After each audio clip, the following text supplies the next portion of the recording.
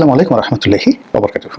সম্মানিত দর্শক, 2025 সনের নভেম্বর মাসের 10 তারিখ বুধবার দুপুর সময় আমি এই ভিডিওটি রেকর্ড করছি। গতকাল পর্যন্ত যে খবর ছিল যে আজকের এই দিনটিতে নির্বাচনের অর্থাৎ সামনে যে সংসদ নির্বাচন সেই নির্বাচনের তফসিল ঘোষণা করা হতে পারে। মঙ্গলবার দিন প্রধান নির্বাচন কমিশনার দেশের প্রধান বিচারপতির সঙ্গে দেখা করেছেন। নির্বাচনী প্রধান উপদেষ্টার সঙ্গে সাক্ষাৎ হয়েছে এবং নির্বাচনের এই তফসিল ঘোষণা করা হবে বুধবার দিন, আজকের দিনে। এই জন্য টেলিভিশন, বাংলাদেশ টেলিভিশন, আমাদের জাতীয় গণমাধ্যম, এই টেলিভিশনের ক্যামেরাকে অগ্রিম বুকিং দেওয়া হয়েছে, এরকম খবর গতকাল জেনেছি। তো আজকের এই বুধবার এই দিনটি পর্যন্ত, এই সময়টি পর্যন্ত, যে সময়টাতে আমি ভিডিও করছি, দুপুর গড়িয়ে জোহরের আজান হয়েছে, তখন পর্যন্ত আসলে তফসিল ঘোষণা করা হয়নি। হয়তো বিকেলে হবে, হয়তো আগামীকাল হবে, কিংবা হবে না। কিন্তু তার আগে যে জিনিসগুলো ঘটছে তার কিছু নমুনা আপনাদেরকে বলে নেই।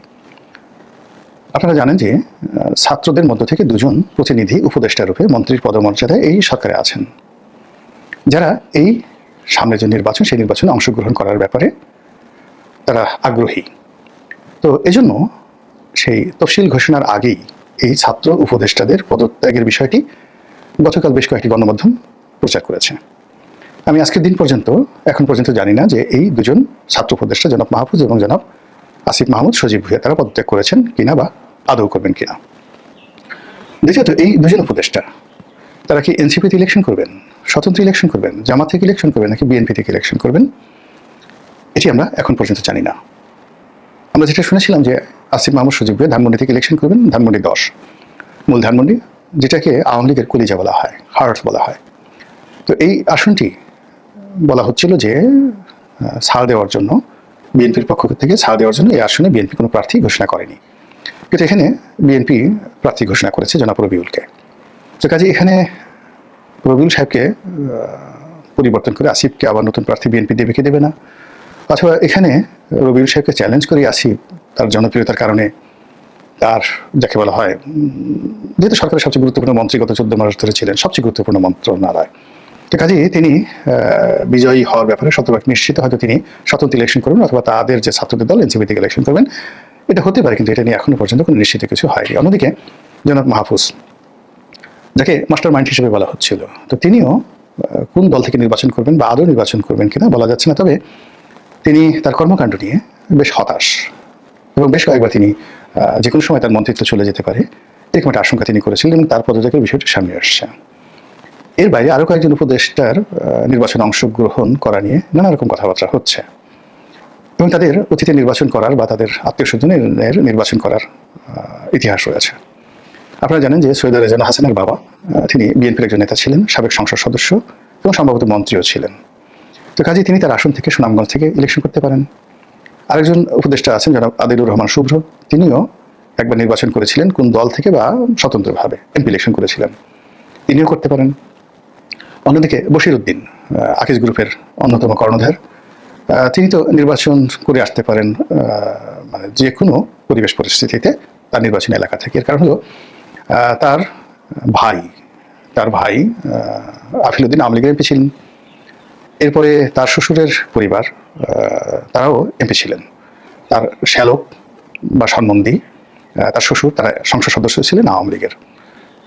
না, তার না বোধ হয়, তার যে বড় ভাই নাসির উদ্দিন, তো নাসির উদ্দিনের শ্বশুর আর শ্যালক বা সম্বন্ধে এই দুজনই সংসদ সদস্য ছিলেন। ফলে যশোরের বেশ কয়েকটি সিটে আকিজ গ্রুপের একটা বিরাট প্রভাব প্রতিপত্তি রয়েছে, জনপ্রিয়তা আছে এবং তাদের সেখানে কন্ট্রিবিউশন আছে। ফলে যে কোনো পরিবেশ পরিস্থিতিতে যশোর জেলার যে সংসদীয় আসনগুলো রয়েছে সেই সংসদীয় আসনে আকিজ পরিবারের সদস্যরা অন্তত পক্ষে দুটো আসনে তারা বিজয়ী হয়ে আসতে পারে, এরকম একটা পরিবেশ আছে। তো সেক্ষেত্রে বশির উদ্দিন পদত্যাগ করে সেখানে নির্বাচনে যেতে পারেন, এটি নিয়ে কথা হতে পারে। রেজওয়ানা সেখানে যেতে পারেন, আদিলুর রহমান শুভ্র যেতে পারেন, এই কজনের নাম আপাতত শোনা যাচ্ছে।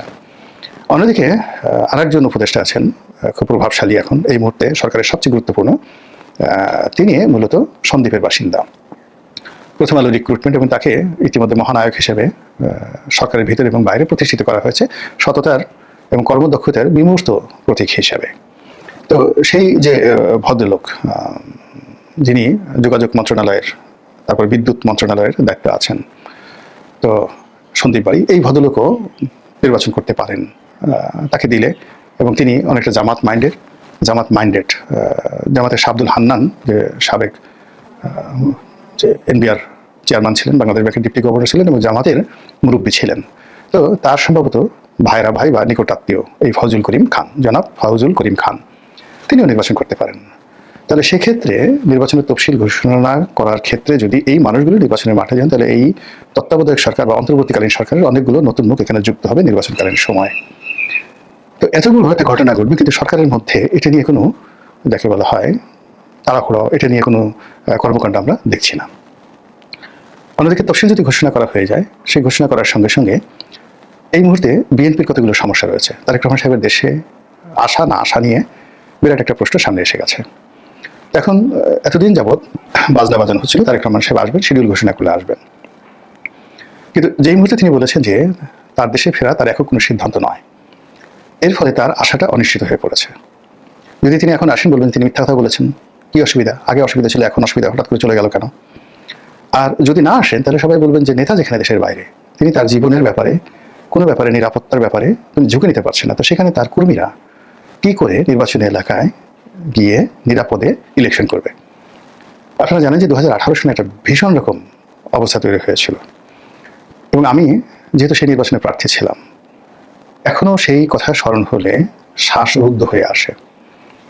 আশ্রয় নেওয়ার মতো কোনো রাষ্ট্রীয় প্রতিষ্ঠান ছিল না, দলের মানে কোনো কাণ্ডারি ছিল না, না তারেক রহমান সাহেব, না মির্জা ফখরুল সাহেব, না ডক্টর কামাল হোসেন।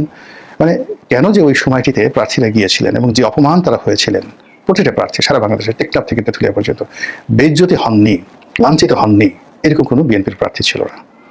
তো 2018 সনের ঢালবিহীন, মানে কোনো শিল্ড, ঢাল ছিল না বিএনপির হাতে, কোনো পাল ছিল না যেটা তাকে নিয়ে যাবে গন্তব্যে, হালবিহীন তাকে পরিচালিত করবে, পিছনে হাল ধরার যে মাঝি মাল্লা লাগে সেটা তাদের ছিল না, কোনো গার্ডিয়ান ছিল না। সেই অবস্থায় 2018 সনে যা হবার তাই হয়েছে। এইবারের পরিস্থিতি 2018 চাইতেও বিএনপির প্রার্থীর জন্য বা প্রার্থীদের জন্য আরো ভয়ানক হবে। তাদের আত্মচিৎকার, তাদের চেঁচামেচি, তাদের নির্বাচনের